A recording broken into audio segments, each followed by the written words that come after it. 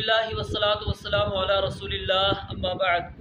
سنن ابن ماجہ ابواب النکاح عنوان نمبر 21 باب الغناء والدف، گیت گانا اور دف بجانا۔ حدیث نمبر 1897 ابو حسین خالد مدنی رحمہ اللہ سے روایت ہے، انہوں نے کہا عاشوراء کے دن ہم مدینہ میں تھے۔ عاشوراء سے مراد 10 محرم۔ لڑکیاں دف بجا رہی تھیں اور گیت گا رہی تھیں۔ ہم حضرت ربیع بنت معوذ رضی اللہ تعالی عنہ کی خدمت میں حاضر ہوئے اور انہیں یہ بات بتائی۔ انہوں نے فرمایا میری شادی کی صبح رسول اللہ صلی اللہ علیہ وسلم میرے پاس تشریف لائے اور میرے پاس 2 لڑکیاں گیت گا رہی تھیں اور شعروں میں میرے ان بزرگوں کا ذکر کر رہی تھی جو جنگ بدر میں شہید ہوئے۔ وہ جو شعر پڑھ رہی تھی ان میں یہ شعر کا ایک فقرہ یہ بھی تھا کہ وفینا نبی یعلم ما فی غد، کہ ہمارے اندر ایک ایسا نبی موجود ہے جو جانتا ہے کہ کل کیا ہونے والا ہے۔ تو نبی علیہ السلام نے فرمایا یہ بات نہ کہو، کل کی باتیں اللہ تعالیٰ کے سوا کوئی نہیں جانتا۔ یہاں پر ایک بات سمجھ لیں کیا ہے کہ دف آپ علیہ السلام نے اس کی اجازت دی ہے اور دف بجایا جا سکتا ہے۔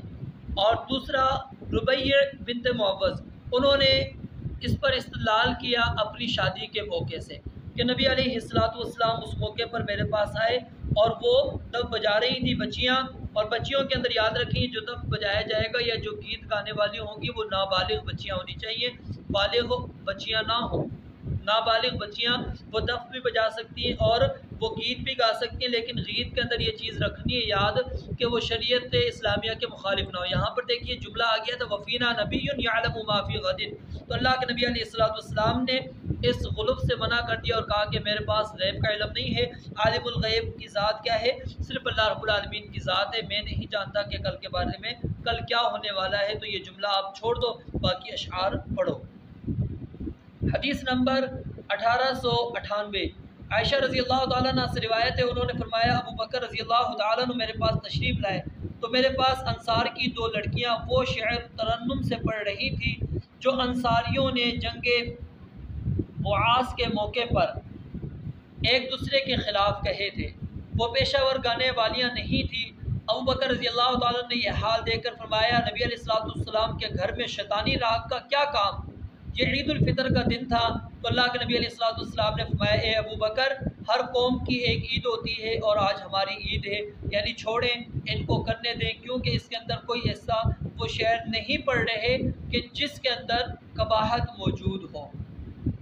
حدیث نمبر 1899 انس بن مالک رضی اللہ تعالیٰ عنہ سے روایت ہے کہ نبی علیہ السلام مدینہ کے ایک حصے یعنی ایک محلے یا گلی سے گزرے تو دیکھا کہ کچھ بچیاں دف بجا بجا کر گا رہی تھی اور کہہ رہی تھی نحن جواری من بنی النجاری یا حبذا محمد من جاری، کہ ہم قبیلہ بنو نجار کی لڑکیاں ہیں اور ہمیں خوشی ہے کہ نبی علیہ السلام ہمارے کتنے اچھے ہمسائے ہیں۔ تو نبی علیہ السلام نے فرمایا کہ اللہ یعلم انی لاحبکن، اللہ جانتا ہے کہ میں تم سے محبت رکھتا ہوں۔ تو یہاں پر کیا چھوٹی بچیاں دف بجا رہی تھی اور اشعار بھی پڑھ رہی تھی، تو نبی علیہ السلام نے یہاں پر کوئی ناراضگی کا اظہار نہیں کیا۔ اور یہاں پر نبی علیہ السلام نے انصار سے محبت کا اظہار بھی کیا کہ میں بھی انصار سے کیا کرتا ہوں؟ محبت کرتا ہوں۔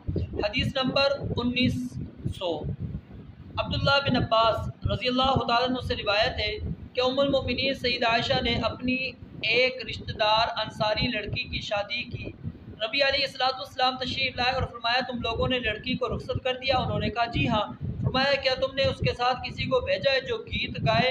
ام المؤمنین نے کہا جی نہیں۔ نبی علیہ السلام نے فرمایا انصار لوگ گیت وغیرہ پسند کرتے ہیں، بہتر ہوتا اگر تم اس کے ساتھ کسی کو بھیجتے جو کہتا اتیناکم اتیناکم فحیانا وحیاکم، ہم تمہارے پاس آئے ہیں، ہم تمہارے پاس آئے ہیں، ہمیں بھی مبارک تمہیں بھی مبارک ہو۔ یہ روایت سند کے لحاظ سے کیا ہے؟ ضعیف ہے، لیکن اس کی اصل صحیح البخاری کے اندر موجود ہے، اسی وجہ سے دیگر محققین نے اس کے شواہد کی بنیاد پر اس کو کیا ہے؟ حسن قرار دیا ہے۔ حدیث نمبر 1901، یہ بھی سند کے لحاظ سے ضعیف ہے۔